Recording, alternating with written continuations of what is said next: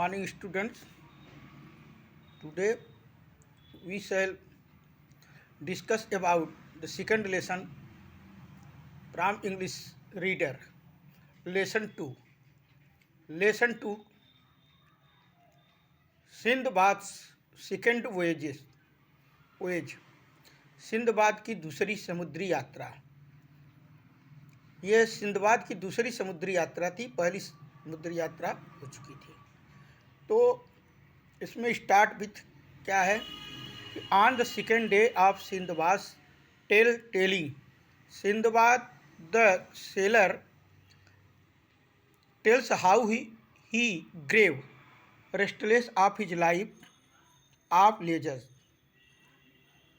and set to sea again, accidentally abandoned by his shipmates again.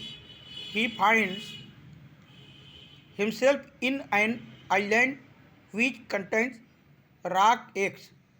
He attaches himself to a rock and is transported to a valley of giant snakes. The floor of the valley is carpeted with diamonds, and merchant harvest these by throwing huge chunk of carpeted with diamonds and chunk of meat into the valley. The birds carry the meat back to their nests, and the men drive the birds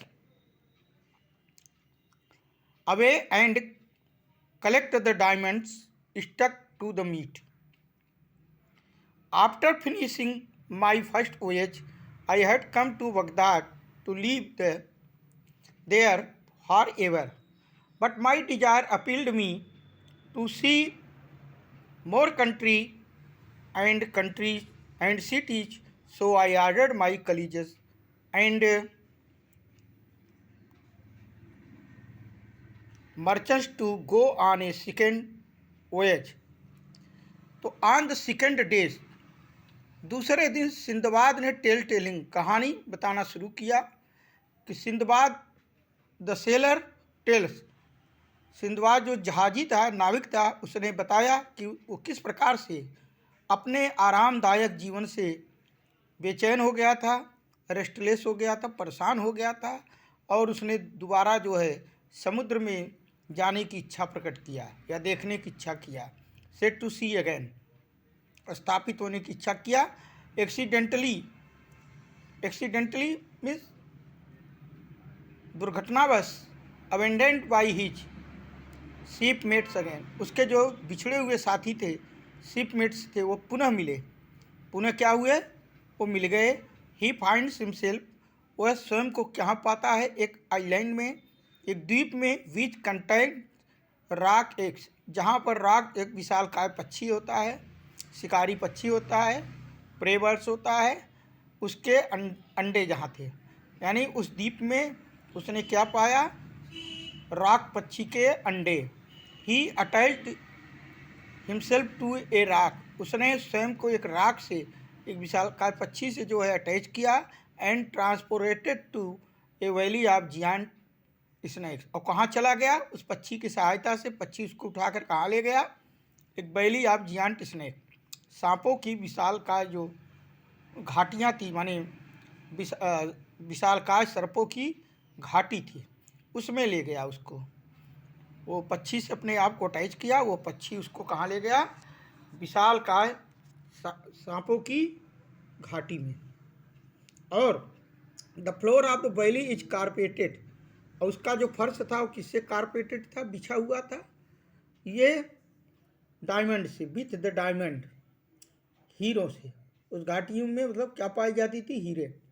और merchant क्या करते थे? And merchants harvest देज by throwing huge chunk of meat, और जो व्यापारी रहते थे वो चंक ऑफ मीट, बड़े बड़े जो है टुकड़े करके, मांस के टुकड़े करके उस वैली में फेंक देते थे, उस वैली में गिरा देते थे। मीट इनटू द वैली, उसमें फेंक देते थे। द बर्ड्स कैरी, पक्षियाँ माने जो पक्षी आते थे, और द मीट को क्या करते थे? वापस अपने नेस्ट में, अपने घोंसले में ले जाते थे।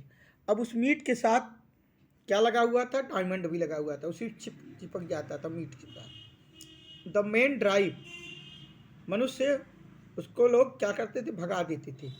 द बर्ड्स, पक्षियों को दूर भगा देते थे।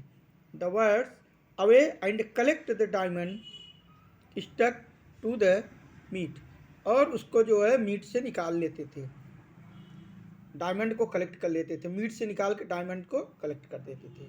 तो कहने का मतलब वह जो नाविक था वो बता रहा है कि दुर्भाग्यवश वह एक्सीडेंटली जो है उसको, उसके जो बिछड़े हुए साथी थे वो मिल गए, और वो कहाँ पाया अपने आप को? राख एक वाले आइसलैंड में, और उसने स्वयं को उस राख पक्षी से अटैचमेंट किया, और उसी की सहायता से वह जियांट स्नैक्स के वैली में पहुंच गया, यानी विशालकाय सांपों के घाटी में पहुंच गया। और वह जो घाटी थी वह जो है डायमंड से, हीरो से भरी हुई थी, वहाँ हीरे बिछे हुए थे। कारपेट मीन्स गलीचा होता है, लेकिन कारपेटेड मीन्स यहाँ पर जो है घाटियाँ, जो घाटी थी वह हीरो से भरी हुई थी। और उसमें भरने के कारण क्या होता था? वह जो है